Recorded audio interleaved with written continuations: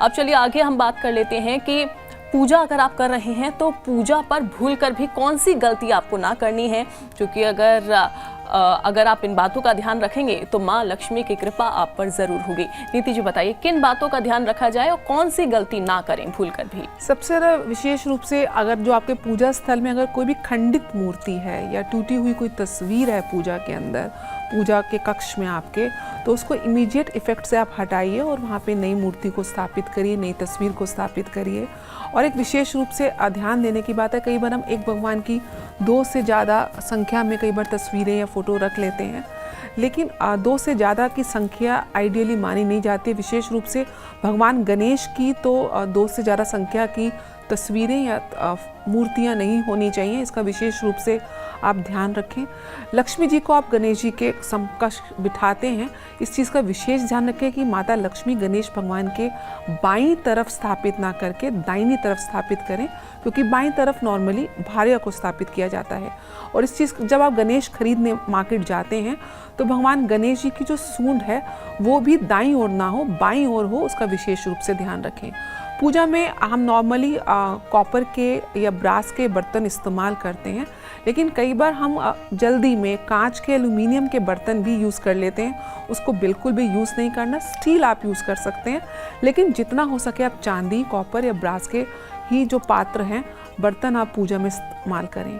अगरबत्ती का बहुत ट्रेंड है, उससे खुशबू भी होती है, शुभ भी माना जाता है, लेकिन बांस की बनी हुई अगरबत्तियों का प्रयोग पूजा में नहीं करना है।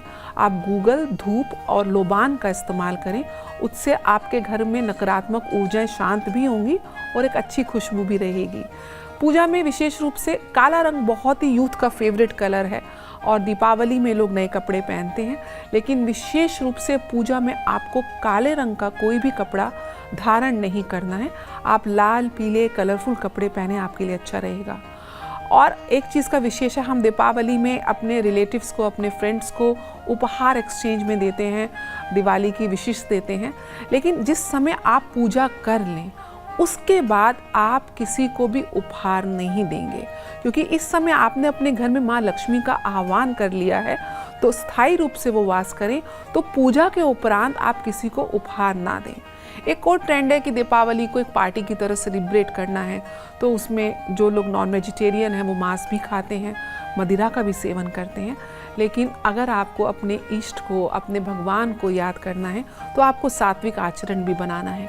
आज के दिन कम से कम आप नॉनवेज मत खाइएगा, आप ड्रिंक्स भी मत करिएगा। स्मोक जो करते हैं या कोई ड्रग्स लेते हैं तो उसको आज के दिन बिल्कुल ना करें। ये माँ लक्ष्मी का दिन है, महानिशा का दिन है, जितना हो सके इसमें आप सिंह लगन में पूजा करें। इसके साथ साथ जुआ खेलने का, गैम्बलिंग का भी ट्रेंड है, बिल्कुल भी मत करें। ऐसे लक्ष्मी आपसे रूठ जाएंगी। आज के दिन जुआ, गैम्बलिंग आपको बिल्कुल भी नहीं करनी है।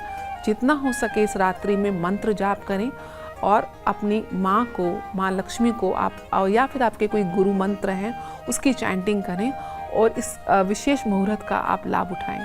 दिवाली पर अगर वास्तु के नियमों के हिसाब से पूजा अर्चना की जाए तो लक्ष्मी जी का विशेष रूप से आशीर्वाद मिलता है और लाभ मिलता है। अब हम आगे नीति जी से ये डिस्कस करेंगे, इन बातों का जिक्र करेंगे कि आखिरकार वास्तु के हिसाब से कैसे पूजा अर्चना करनी चाहिए। बताइए नीति जी।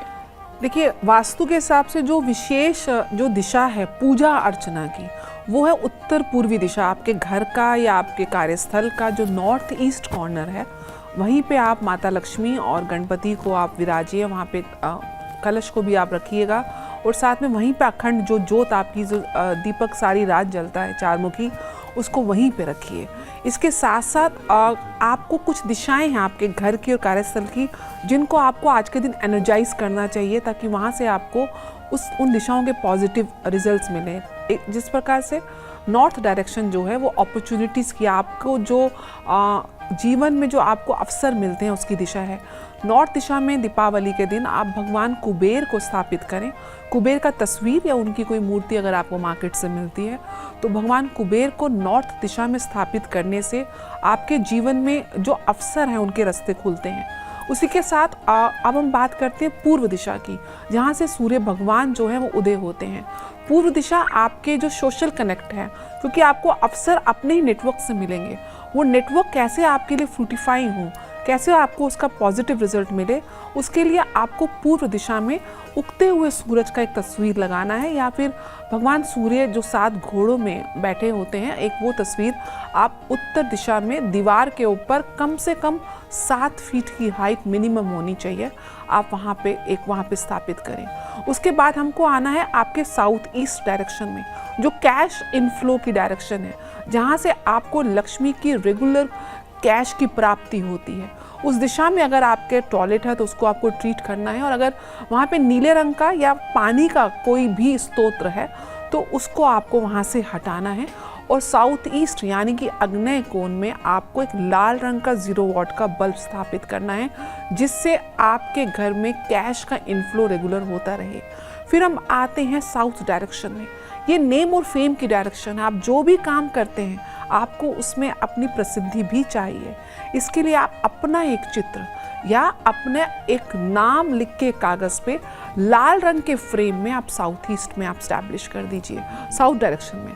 वहाँ से आपको नेम और फेम मिलने लगेगा। अब आप आइए पश्चिम दिशा की तरफ। पश्चिम दिशा में आपको एक प्रकार से ये गेंस की दिशा है।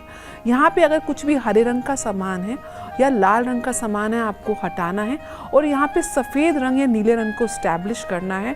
और यहाँ पे अगर आप एक माउंट कैलाश की यानी कि कैलाश पर्वत का चित्र अगर आप लगाते हैं तो आपके जो काम में है उसमें स्टेबिलिटी आती है। साथ में एक घड़ी, सफ़ेद रंग की घड़ी को वहाँ पे जो गोल आकार में हो और उसको वहाँ पे स्टैब्लिश करिए, जो टाइम सही बताती हो। ऐसा करने से आपको जो भी लाभ मिलेंगे आपके जीवन में सही टाइम पर आपको माँ लक्ष्मी देंगी।